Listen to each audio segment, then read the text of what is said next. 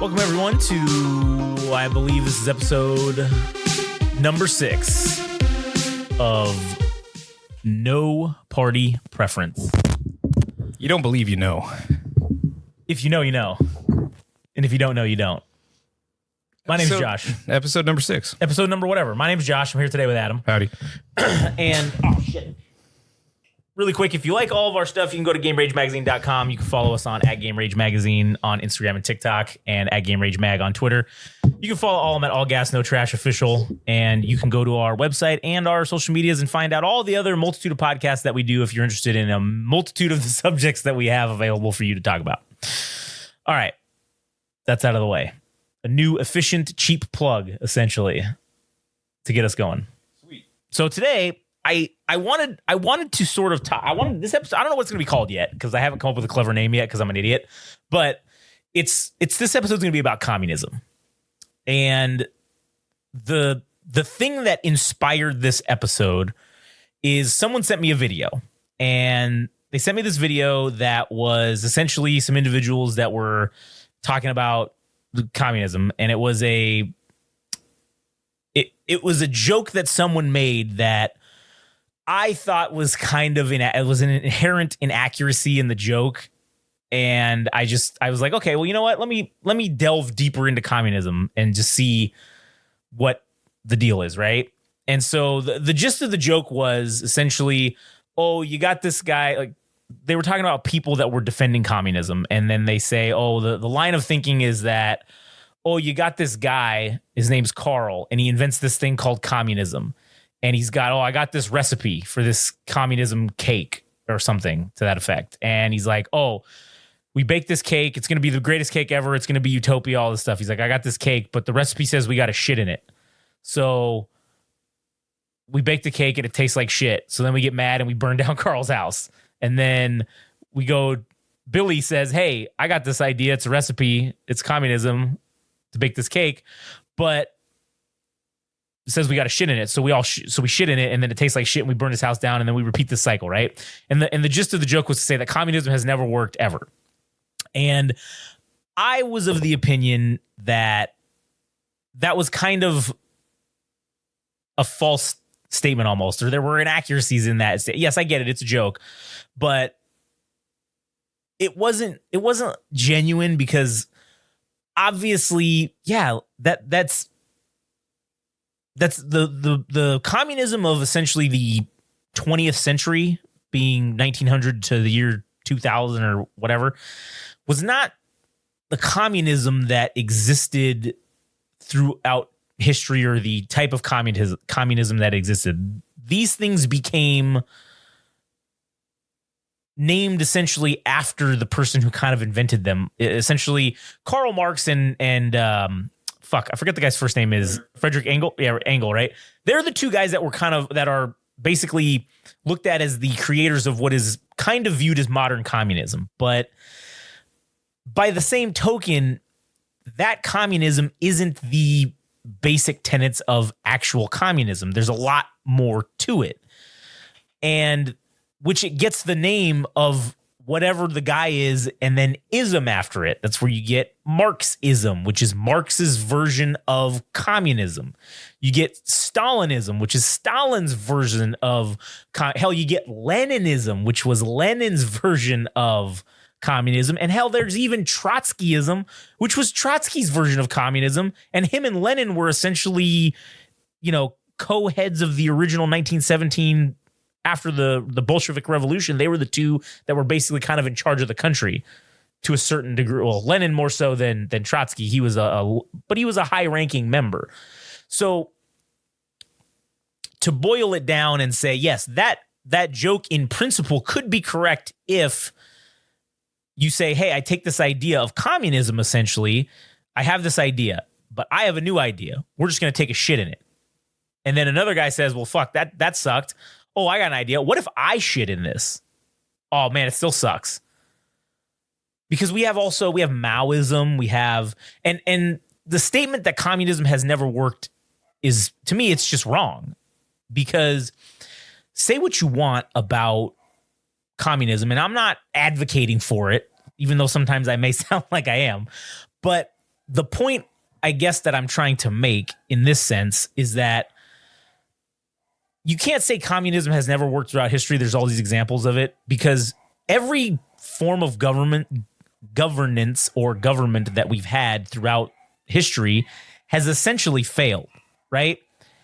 It does work. Whatever it is, that it works until it doesn't. Communism or Marxism, Leninism, Stalinism, whatever you want to call it, blanket, put a number or a name on it of that type of communism was prevalent and worked from 1917 all the way until what, 1980? Fuck, when did the Berlin Wall fall? 1986, 5, 4, 7? I don't know. Some one of those years when. So for over 50 years, communism worked for that country. It existed. It worked. Yeah, sure, it wasn't perfect. Obviously, their form of communism, just like with Maoism. That form of communism has been running China since the Maoist revolution, basically. And now it's begun to change. And one of the interesting things that I learned in this whole thing about communism is communism started even kind of that sort of type of governance or whatever you want to call it, or line of thinking kind of started back in the days of Greece, where Aristotle, Plato, all these Greek philosophers were musing these ideas that kind of sort of were the basic tenets of communism, which really is a more accurate statement would probably be egalitarianism, which is just the elimination of private ownership of property. Basically, that's kind of the gist of it. That's like the main core tenet of communism. And so one of the things that throughout history, there were a lot of, which I was surprised, there were a lot of actually religious communities that utilized communism to exist and be successful. And it's kind of funny because if you really look at religion, communism sort of is the perfect form of governance for religion, if you look at it. Because the church owns everything. The church essentially is the state. No one owns anything. This is all God's, stuff, God's property. So this is God's. Instead of saying the church, I guess you're saying God owns it, right?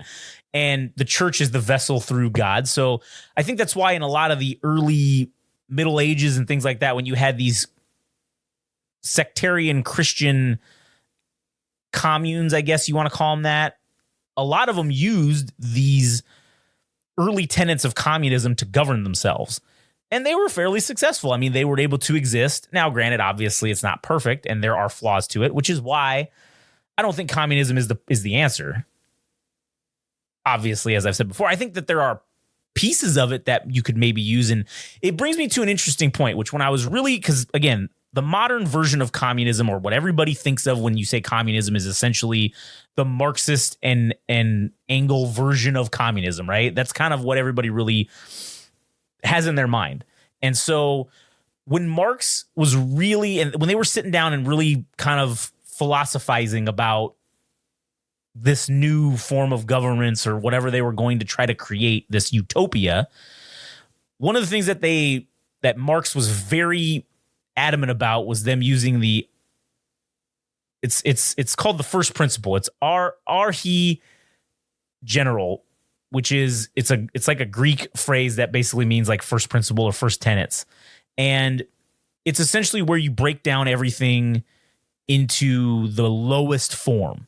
You break it down to its most basic elements, and you say, okay, these are the things that are true without inferring anything. Like, these are the facts, the bottom line things that are true. These, I don't know what you want to call them, the basic laws of nature or whatever you want to call it, right? These are the bottom line things that are true. And then we start there and we kind of work our way up, utilizing only things that are essentially true, right? So if we take that line of thinking, and one of the things that they had determined was that in order for communism to exist or be successful, there needed to be, prior to communism or their version of it being instituted, there needed to be a capitalist industrialist society that was very strong and thriving, because communism wouldn't work if capitalism didn't precede it. And so I like how it's funny how everybody who espouses communism always talks shit about, oh, down with the capitalist pigs and blah, blah, blah. But the guy who kind of made the modern version of communism was like, no, this is one thing that we've learned is it's a necessity, because you can't have essentially this working class, industrial class that you use to produce and have these quote unquote means of production if the means of production doesn't exist. And so when Russia was going through this revolution, one of the things I found out was Lenin and Marx were like opposing figures, essentially. When Lenin kind of took over, he wanted to just go straight in and take over and be like, yeah, we're getting rid of these fucking these royal people, and we're getting rid of the royals, the czars, and we're tossing them to the curb, and we're going to seize the means of production. But then Marx and Engel are kind of sitting there going like, well, Russia's not an established industrial nation. We don't have a means of production to seize. So if we don't already have that in place, this is going to fail. Like us espousing these tenets of no private ownership of property and all these types of things, we can't have that if we don't have a common thing that we can utilize to essentially take capitalist values and use them to help the country as a whole, and therefore help everyone as a whole, right? That's kind of like, oh, good. Well, finish. Oh, that's kind of where the communism utopia is. I don't know what the word is, but it's pushed. That's the part that's pushed the hardest, is it's going to be so great and utopia like, because everyone's going to have everything. But again, part of the reason why I think that form of communism failed was because he was right. They were poor as fuck. They didn't have shit. So if there's nothing to hand out to everyone to have this utopia, then yeah, you're all just going to be, no one's going to have anything. It's just going to be poor. And the little shit that you do have eventually gets only doled out to the upper crust class that they created. And it's funny because they talk a lot about the bourgeoisie and the middle class, right? And all this shit and the ruling class. And every communist organization of the 20th century eventually became what it was fighting against. They eventually became royals, or they became royalty, and unimpeachable. No one could fucking kick them out. And it was because, and I think Lenin was smart in knowing that he knew this. I think that's why he wanted to push for this to happen now, because if he is the only one, if there's a minimal amount of means of production and you can bottleneck that and you can control it, then you can control everything.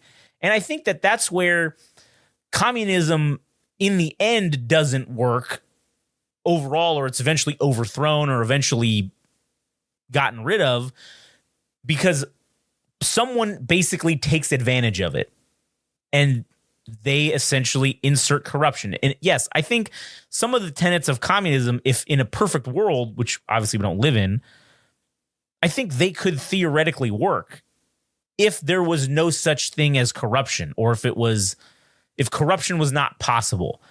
Because if you couldn't have someone that just takes control of everything and says, okay, this is it, I'm in charge, I make all the decisions. Well, instead of being kind of actual communism, it's just a dictator taking advantage of riling everyone up by saying, yes, we're going to seize these means of production and everyone's going to be equal. And I'll tell you what, they technically didn't lie to them, because everyone was equal. The equality was just no one had shit. Everybody had nothing. Just like George Orwell in the Animal Farm book. We're all equal, but some of us are more equal than others. Exactly. I still have more to. Yeah, go ahead. So it is interesting that I read the Communist Manifesto in high school because I was just kind of curious about it. Yeah. I do want to talk about something else, and then we'll get back to the thing you were talking about for religion. Yeah. Religious communist societies. Wait, hold on a second. Talking to the mic. Testing 1 2 3. Testing 1 2 3. Testing 1 2 3. All right. Maybe it is the cable. All right. Go ahead. Testing 1 2 3. Yeah. Yeah. Okay. You're good. You're Yeah? good now. Yeah, you're good. All right. Yeah, I didn't know that. Well, I guess you could say the end stage for capitalism would be communism, which would kind of, I don't mean to sound like a jackass because it's been a while since I read it. Right. Yeah. Same here. I mean, I didn't read it recently. I thought communism was more of an economic model as opposed to a government. Right. I think you're right on that. And in concept, it actually sounds really interesting to say that if we end up switching gears and going to communism, if that were actually to happen, it kind of does make sense. Because for a country like the United States that has everything in abundance, if we all agreed to a social contract, then everybody would have everything. Because it's in abundance. We have the means to do so. Right. With technology. And I hate to say it, but I'm going to bring Star Trek into this because that's how they ended up becoming, that's how society ended up advancing, because they created the technology to get rid of, I guess what you could call the evils of the world, like disease, famine, all those things. If we had devices to replicate food 1,000 times over so that everybody would have a meal, that we wouldn't be thinking about how we could profit off of some food product that's scarce or whatever. It would just be available all the time and everybody would be eating. In addition to that, maybe the endeavors that humans have would change as well. We're no longer looking at each other and saying, how can I demonstrate my wealth over you? Or how can I create more from my people? It's no longer about that. It's looking at things in the whole. It's like, how do we advance as a people? How do we progress for the wellness of everybody?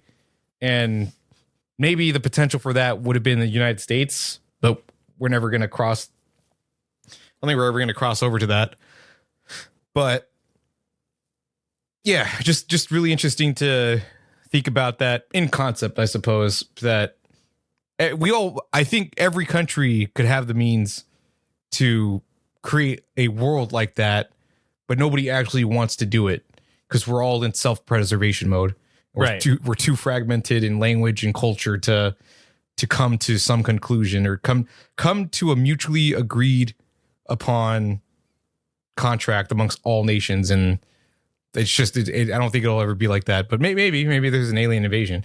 But as far as like the religious thing, it's kind of funny because in the Communist Manifesto, Karl Marx says that the necessity for religion won't be necessary in the end stages or the back end of communism. Once the thing gets going, that people will not look for prayer of where their next meal would be, because these people will essentially create it in their society, that everything will be available all the time. So there will be no need for faith in God, because there's nothing to hope for, because everything is available on Earth in a utopian society. So that it is funny in contrast to hear about religious societies that had communist tenets, but Karl Marx was, I don't know if he was in opposition, but he said the necessity for religion itself would be no longer needed. Yeah, it would essentially be obsolete.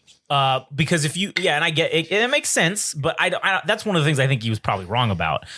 I do think that you bring up a very interesting point about the United States and potentially, because theoretically, and also the point about the it being more of an economic system than a system of governance. I do really think that is probably what communism should be more equally applied to as an economic system as opposed to a governance system. Because communism is kind of sketchy on who's in charge, which is how all this shit ends up happening.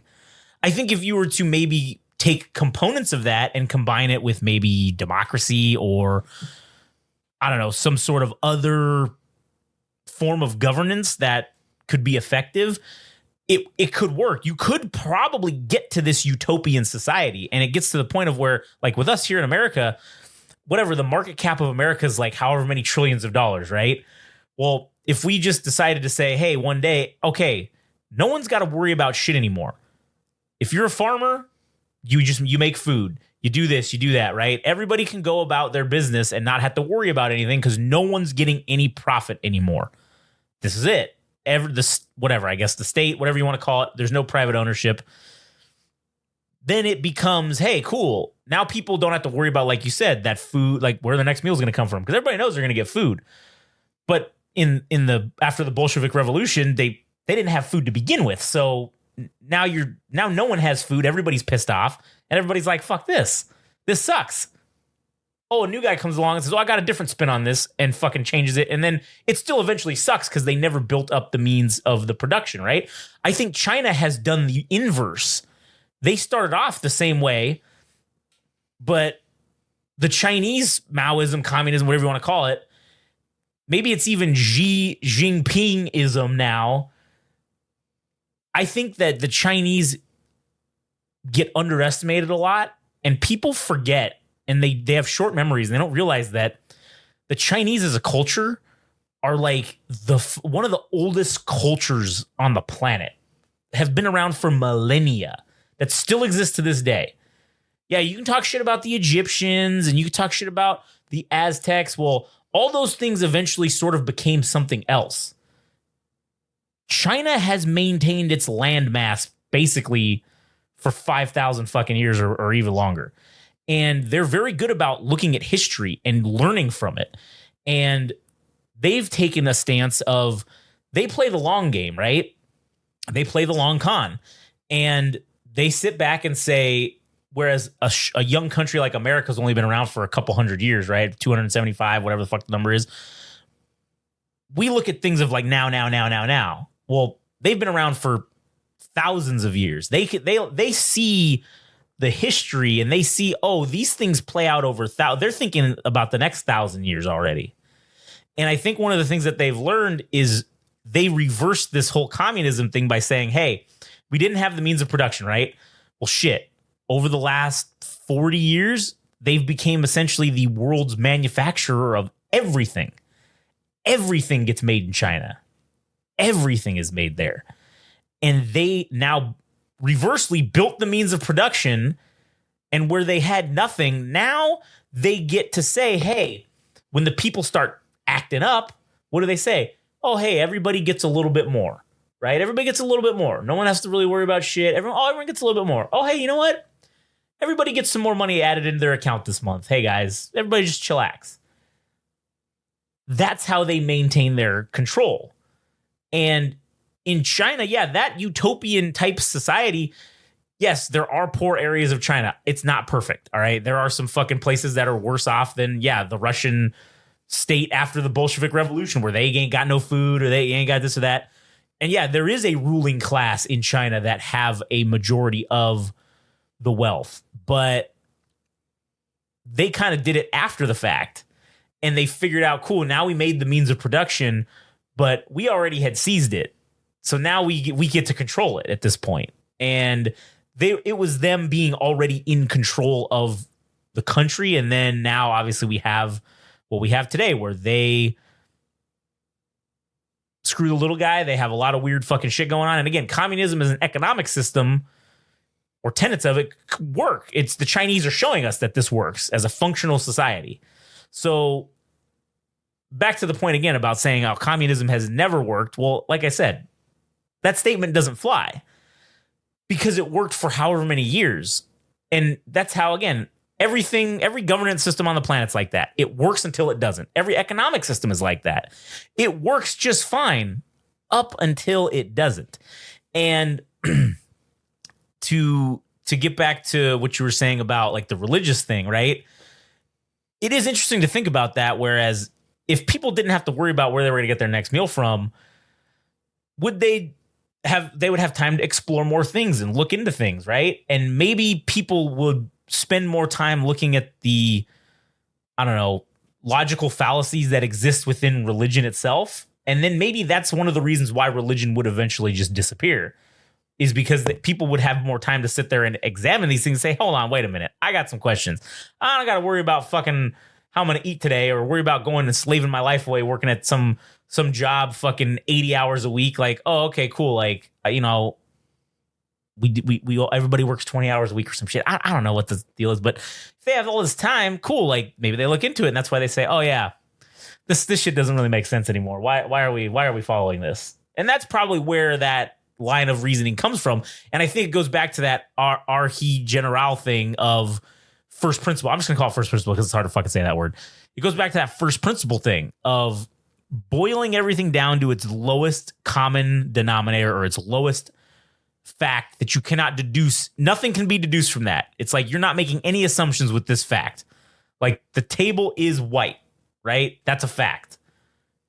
It didn't take any deduction of reasoning or any assumptions to get to the fact that the table's white. So we start here and say, okay, the table's white. Well, what do we want to do? Well, we want to change the color of the table. Okay, so how do we go about doing that? Well, we need some paint. Okay, cool. How do you make paint? Tesla did it, or not Tesla, but Elon Musk did it essentially with SpaceX. He applied this first principle way of thinking by the assumption was always it's too expensive to make spacecraft. Oh, no one can make spacecraft. It's too expensive. Well, he looked at it and said, okay, let's break this thing down. Why is it we're assuming that it's too expensive, but let's look at why it's expensive. Okay, this is the cost of everything. Break that down. Okay, how can we make these things and do it cheaper? And that's what they did. They broke everything down and took it to its basic level and said, all right, how can we, and then they worked their way back up to the top of getting a spaceship or making spacecraft. Take spacecraft. Okay, our end goal is we want to make spacecraft. Okay. You get to a certain level and it says it's just too expensive. All right, let's keep breaking that statement down until we get to the bottom. And then we get down to the components of what is made out of the spacecraft. Say, okay, cool, how much does that cost? Cool. Well, how can we make that cheaper? Oh, this is the way we can make that cheaper. Cool. You break it all the way down until there's nothing left and then work your way back up to the top until they had, like I said, spacecraft. So one of the things also, I'm using Elon Musk as an example because this is a prime example, but Tesla was kind of the same thing. He wanted to make a car company. Okay. The assumption was all cars run on gasoline. Okay, let's break that statement down. Why do all cars run on gasoline? Let's ask a question. Well, that's because that's what exists. Okay. You're assuming things like all cars don't have to run on gasoline. They could run on something else. And then you keep breaking it down until you get to electric. Oh, you get to hydrogen. I don't know, whatever the fuck bullshit you want to come up with. And that sort of reasoning is, I think people forget about that. I think people generally just take assumptions with knowledge and learning, and they say, oh, I can't learn this because it's too much to learn, or I'm not smart enough, or whatever the case may be. Okay, well, yeah, listen, I'm an idiot. I'm very admittedly uneducated, I guess, for lack of a better term. And I sort of use this in my everyday life and don't even fucking realize it. This first principle thing. Okay, I have an objective I want to meet. Okay, well, what am I doing? Oh, I don't know. I need to make, what is it? Oh, I need to do a podcast. Okay, cool. Well, shit. How do we do a podcast? I don't know how to do that. Instead of just stopping right there and not doing it, because the assumption is, oh, it's too hard to do this. Well, let's break it down. Why is it too hard? Oh, because you got to have some equipment. Okay, cool. What is the equipment? What do we need? Oh, we need this. All right. Now what? Oh, well, we got the equipment. Well, it's too hard to come up with ideas is the other logical assumption. Well, why is it too hard? Well, people can't talk about stuff. They don't know things. All right, well, let's look into some things and okay, cool. We got topics now. All right, let's talk about it. Now here we are. We're sitting here talking about it. So it's like taking all these things and it's like a chef, I guess, is another example I could use. A chef versus a cook, right? A cook just fucking takes the recipe and follows it and does no alteration to it and takes the assumptions that this is the way this is. This is how this is made. But a chef looks at it and says, okay, why is it made this way? Why do I cook the steak at fucking medium heat for 10 minutes or whatever the case is? Why don't we put other things in there with it? Oh, why don't we put some spices or some herbs or whatever? Breaking it down to its basic level and then working your way back up from there to create essentially something new. And I kind of think that that form of thinking has been completely lost on our own political system, essentially. As we look at, again, our own candidates coming, we have the two candidates, right? And everybody wants to say this guy's the best one, right? Okay. Why? Let's break it down. Why are they the best one? Oh, well, because they like this or they say this. Okay. Did they do that the last time they were president? No. Well, then no, they didn't do it. So then they don't think that. If they didn't do it, what do you mean? Why do we have these two options? Why do we only have these two options, right? It's to break it down and say, okay, why is it that we use the system we use? Maybe there's another way. And like I said, I'm not saying fucking communism is the way, but I just think some of those principles could be applied. Maybe if you want to call it some type of a socialism, I don't fucking know. But those tenets of essentially, hey, everybody gets a basic level of some shit. Maybe that's something where we need to go in the future. But anyways, back to the communist proper thing. I do think the Chinese are onto something. I think they have, again, I don't like what they're doing with the social engineering aspect of things with the, you know, what is it called? All the fucking social credit score and like literally all the cameras. And like, if you jaywalk, you get the second you do it, facial recognitions you and you get a ticket in the mail, right? Or they send it to your phone. They send you an email. Here's your ticket. Your social credit score just dropped like 10 points. I don't agree with any of that. But in terms of having a system of economic abundance, I guess, or maybe economic fairness is probably the best way to put it. Maybe that's something we need to look into. At least here, because we look at all of these fucking billionaires that we have. It's that classic fucking the 1%, right? Oh, the 1% of the country fucking has 99% of the wealth. And cool. That's great. Like, good for you.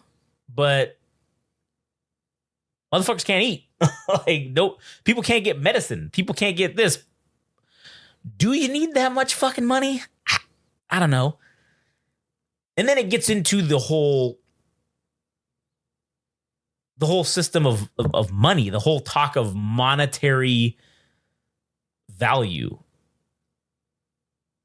Because I was because before this communist thing happened, the episode I had planned prior was going to be kind of like the politics of money and like money, like talking about our monetary system, because it does have political components to it. Our money system is, you know, influenced by politics. And because our politics are so black and white, essentially, it's hard to have that exist. And one of the things with the control and all that stuff, right, is, so I forget who it is, but somebody says this, a comedian says this joke about, oh yeah, Billy was at the bar and he said something about he didn't like the government. Up, they turned his chip off in his head, and now he can't fucking, now he's trying to pay at the bar, and up, it's his chip's not going through. Like, up, he can't pay because they turned off his chip because he said something bad about the government, right? And that's where in the past communism has failed with the control aspect, because the system of governance should not be based on the communism. It should be based on something else. Maybe the communism could be the, like you said, a portion of the economic system or something to that effect. But governance is a totally different story. And when people get into power or positions of authority, it's not 100%, but goddamn, if it ain't fucking probably close. They always abuse the power in some way. It always gets abused. And it may be something small. It may be something that is almost infinitesimally undetectable. If it's maybe something to the effect of, oh, you're a local city councilman and the restaurant gives you a discount or gives you a free meal because of your office. Hey, say what you want, whether that's right or that's wrong. But at the end of the day, that is an abuse of your power that you hold in office. And I always find it funny because in at least our country, we generally give the police a higher level of respect generally, or we have in the past at least. And one of the things that's in the code of ethics is not to accept bribes or gratuities.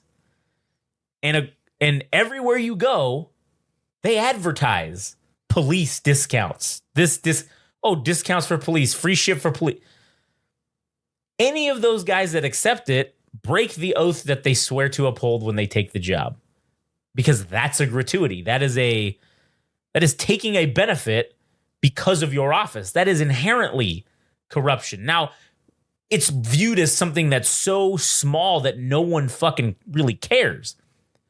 But the fact of the matter is, because of that power, they chose to accept it. Therefore, the abuse has already been committed. And that's why I say, no matter how small, damn near everyone in any power of authority or position of authority abuses that power. It's like this fucking thing with humans. I don't know if humans are even capable of being so, I don't know what the word is, but being so on the straight and narrow that if you were given a position, would you ensure that, is it even possible to not have any of these, even by accident, abusing the power, right? So when you get somebody in these positions of authority and power in governance, that no one's telling them no. No one says, hey man, you can't do that. Hey Stalin, you can't just throw people in the gulag for fucking saying that they disagree with you. Oh, is that so? And then you find yourself in the gulag. So the power's going to get abused. And that's why I do think eventually communism, in the sense of the 19th century or the 20th century version of communism, does eventually fail. It works for a while. It does work. You can't say that it doesn't ever work, because it does. It works up until it doesn't. Just like monarchy. Monarchy works. It's worked for hundreds of years. But then one day, all of a sudden, it doesn't work anymore. And things got to change. And that's where we have the problem. That's where the problem lies. Is that no one has the answer. No one fucking knows. Hell, I don't fucking know. Adam doesn't know. We can sit here and wax all fucking poetical like about everything and, talk about utopias and the perfect society that could exist. But at the end of the day, none of us have the fucking answer. And until a majority of us, I should say, are willing to at least try something different, shit's just going to remain the same. Everything's just going to be the same and nothing will change. And it's funny because a lot of people that come out into this communist way of thinking, or whatever you want to call it, a lot of them come out of colleges, right? A lot of them come out of, young young people that are college educated. And it's funny because in the college system, education back in the day, at least, was supposed to challenge things, right? That's how we progress as in knowledge, is we challenge things and ask questions. And it's almost as if now it's become, well, you can have things and you can challenge things as long as it fits within the guidelines of the dogma of what it is that the college itself believes, right? It's acceptable until it's not. And I just think that's funny. And I, to sort of, I guess, I don't know, go towards wrapping this part, the part of communism up. The Communist Party as it exists today, right here in like America, okay, like there's the Communist Party. I don't know how. I don't think it's very super like large, but they have these congresses, or I don't know what the fuck they call them. They're like these meetings, these communist meetings that they fucking have. And I've watched some of them in the past because it's interesting to me, and it's interesting to see how people operate and how they act. And they, on one hand, will stand up and yell all this shit about seizing the means of production and committing to, we need to revolutionize things and we can't have this, we can't have that, right?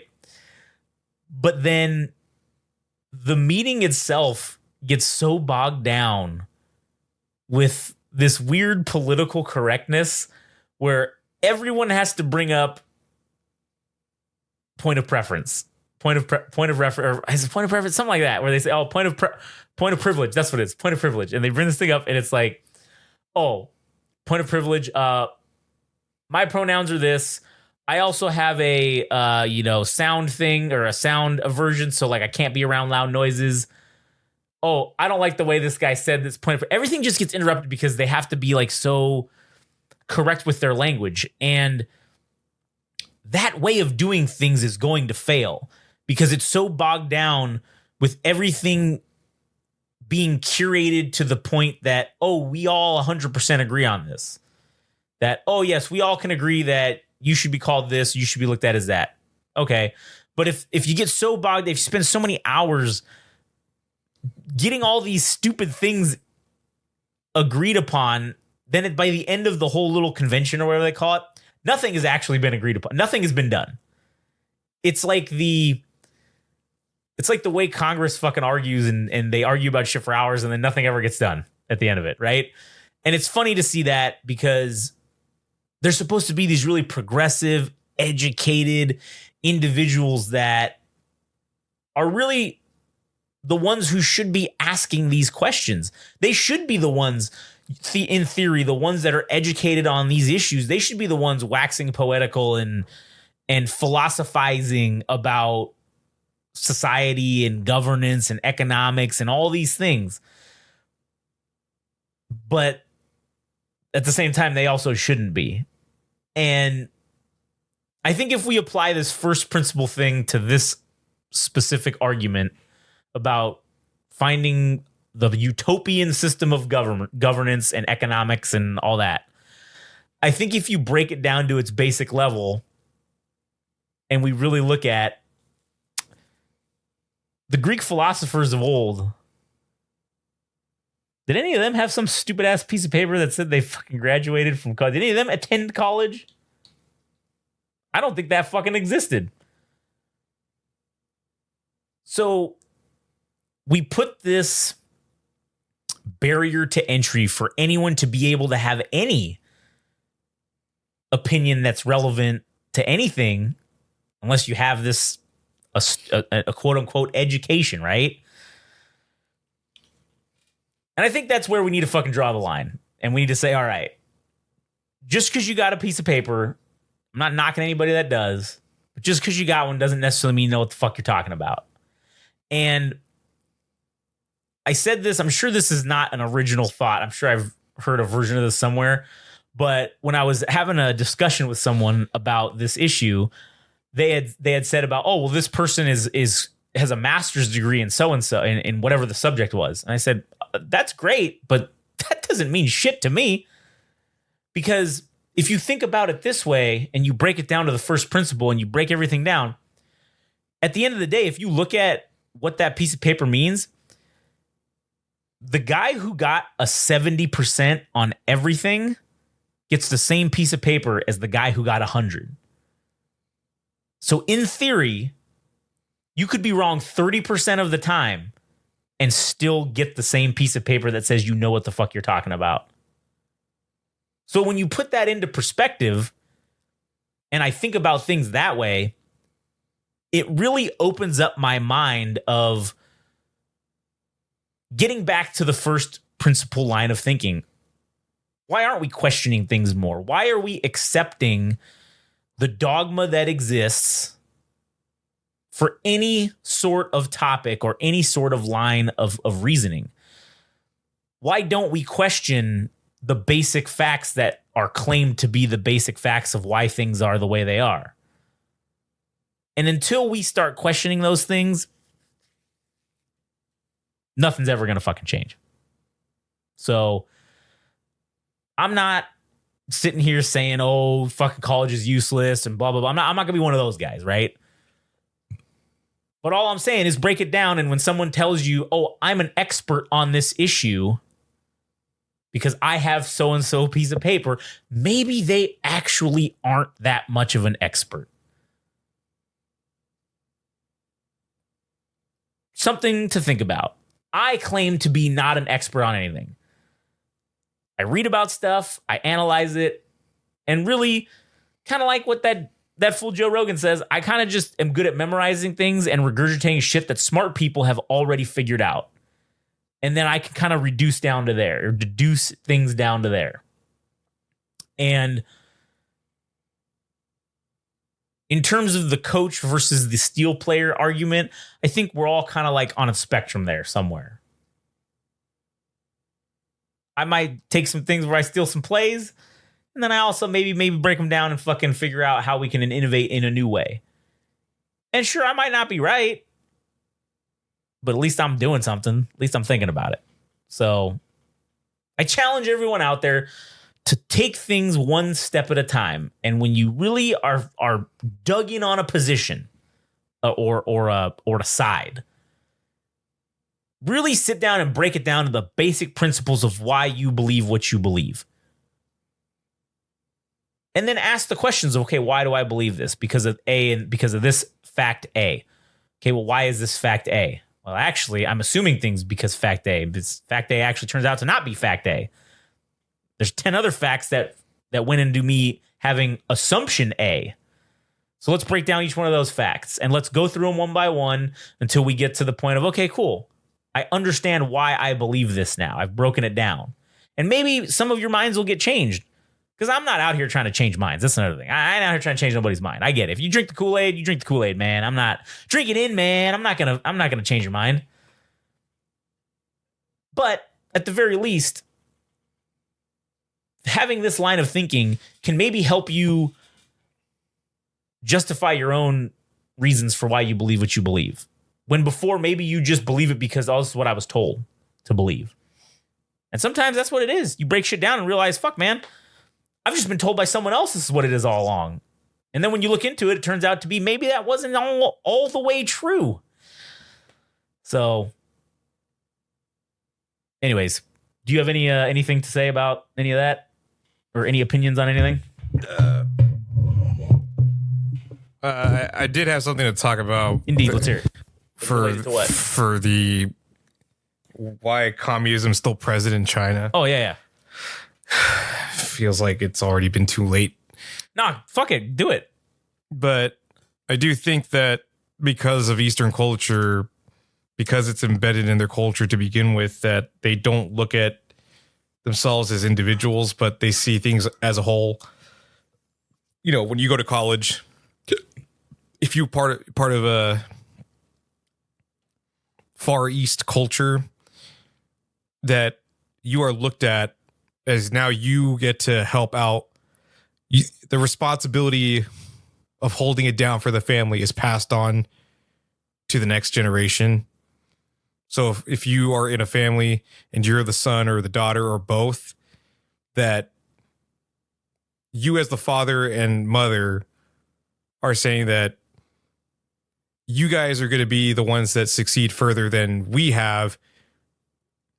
in order for our family to progress. It's always in the mindset of looking at things from the what's best for everybody. And I think that comes with the double-edged sword. But for the most part, I think it is in the interest of prosperity for a family and maybe for a community, that the reason that this government or economic model has worked in China potentially is because it's already been embedded in their culture. It's within the family unit. Yeah. It's within the communities to think along those lines. And by contrast, here in the US, I don't think the family unit looks at things in that way. There are a lot of people that will say, at 18 years old, you're out the door. I don't care what happens. You figure it out. And I guess I have to say I have to give props to Asian cultures that say, you know, that you're not just left behind. Like everybody's always looking out for each other. And I think in American culture, it's survival of the fittest. And it's not always, you know, it's not always, how do I phrase it? You're not always looking out for everybody. It's always about me.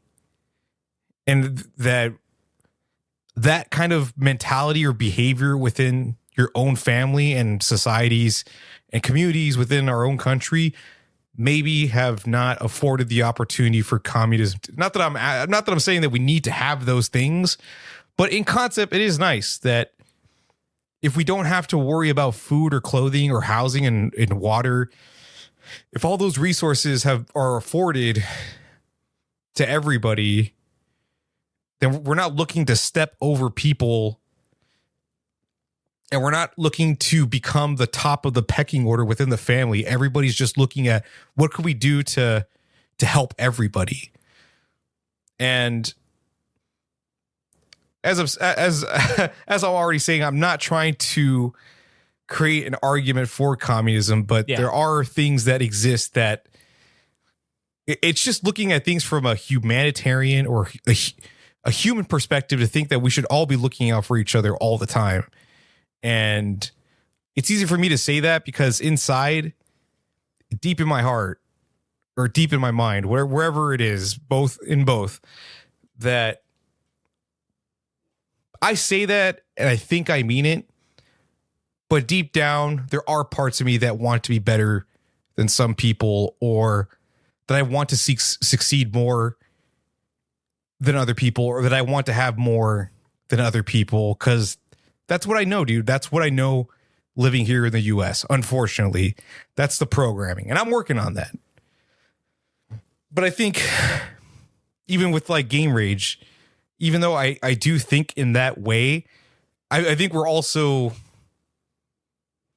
being helpful to people because we have been giving things away to people. Yeah. To give, just to have some kind of benevolence, I guess you could say. But I guess what in summary, what I'm trying to say is that I think at our core, man, I don't know if we're evil, but there is some primitive side of us or innate part of our brains or being that self-preservation will not afford us the opportunity to get to a utopian society unless it's already embedded in the culture, i.e. Asian culture. Right. So I guess that's all I have to. Well, that's what I have to add for that specific thing. And I'll say too, I think I agree with you, with the exception of I kind of think that the Zoomers / Alpha generation, they're starting to change the way they think, or not starting to, but they're changing the way thought is happening, because we're stuck in between. We were told all these things, right, about how it's going to be or how it should be. And then when we get to the age of our parents now, when our parents were telling this shit to us as kids, Now we're realizing that that's not an option anymore. That doesn't exist. That utopia that they sold us as kids is not real. We can't attain it. Sure, they could back then, but now we can't attain it. And the Zoomers and the Gen Alphas are looking at us, the millennials, who are their parents, and we're telling them, shit, man, this is hard. And they say, damn, they're right. The lies that they were told by the previous generation, or the things they were told by the previous generation, turned out to not be true. So they're looking at it, I think, as, well, they're telling us this shit sucks. So if it sucks, maybe we should do something about it so it doesn't suck for us. Because our millennial generation didn't sit there and break down to this first principle, not policy, but this first principle line of thinking, all the shit that the boomers were telling us. None of us did that. None of us thought to break it down and say, oh yeah, they're saying we'll be able to, if we work hard and do all of our shit, we'll be able to afford a house, we'll be able to have this, go to college, do this. Awesome. Like, that's what they're telling us needs to be done. But we didn't break down to say, well, wait, why do we need to, what happens when we go to college? Well, we have to pay all this debt. Oh shit. College is expensive now. Whereas before it was maybe a couple $1,000s to get a college degree. Now it's in the tens to hundreds of thousands of dollars. Well, shit. I can't work while I'm going to college. So, like, I got to do this. Oh, I got to get loans. Well, shit. Now I'm saddled with that. Oh, I want to buy a house. Cool. You only needed to buy a house. You needed only 4 times your average salary. That's how much a home was. Now it's 15 or 20 times your yearly salary to buy a house. So we faced new problems, but had been given the roadmap that was old. The roads changed, and they didn't tell us because they didn't take that road to get there. We didn't say, how come we got to go down this road? We didn't ask questions. We just did it. And now I think, like I said, the Gen Z and the Gen Alpha kids are seeing that mistake that we made and go, oh, well, we need to figure out a different way to do things. And I do think that possibly, maybe not them, but maybe the generation after, that might be the society that it's been deprogrammed out of them to have this, oh, we got to just be on top. This self-preservation has got to be whatever. No more. You know what I'm saying? I think it's possible. I don't know if it's going to happen, but I think it's possible. It's definitely not an impossible feat. So I don't know. I guess we'll just have to wait and see, and we'll have to look and see how it goes. But yeah, I do think you're right about Asian culture as well. I think that's for sure. That's just kind of the dogma they've been given. And it's funny because they take care of their elderly. I raised you, and now when I'm old and can't take care of myself, you're expected to take on the burden of taking care of me. Whereas here, we just hire somebody to do that. We just pay somebody to take care of our parents when they get fucking old, right? Or they just take care of themselves, or what have you. So I think the life expectant, I don't want this to deviate too much, but yeah, for that to be embedded in Japanese culture, I don't know why I'm saying them specifically, but there is a general idea of everyone looks out for each other, right? And that includes the elderly. And I feel like the life expectancy of people in Japan is probably longer because of that mentality. A communal effort to look out for all age groups and shit. Yeah. Because if you see videos, man, of like NHK World on PBS, because I think that's where they syndicate it. It's a Japanese news channel or program as well. But those motherfuckers live for a long time, and they're still operating at 80 years old, working with all limbs working. Or I'm just astonished at that. And I'm thinking we could have that here, but again, it's not in the interest of the son or the daughter or whoever to have this burden placed on them and say, nah, fuck that. That's going to be, I'll pay for somebody to take care of that. And maybe that's why life expectancy for elderly people is not on equal terms with Japanese, because our programming is very selfish. Different. Yeah. And I think that's where we could benefit from more communal efforts, or something like that, more egalitarian, more on the equal side, to look out for everyone. But that's a tall order if you're talking about these conventions or these powwows of communists that not everybody can fucking agree on everything. That's also a struggle, is to have a consensus on one thing is already difficult enough. Yeah, that's true. And I think people just need to challenge their own way of thinking. I think that's what it is. If you're not constantly challenging the way you think and what your own beliefs are, then you've just become an echo chamber yourself. Yeah, they call them Europeans, the people that can entertain two ideas at the same time. They call them fucking Europeans. They know how to take the piss out of things because they can entertain the opposite side. Yeah, exactly.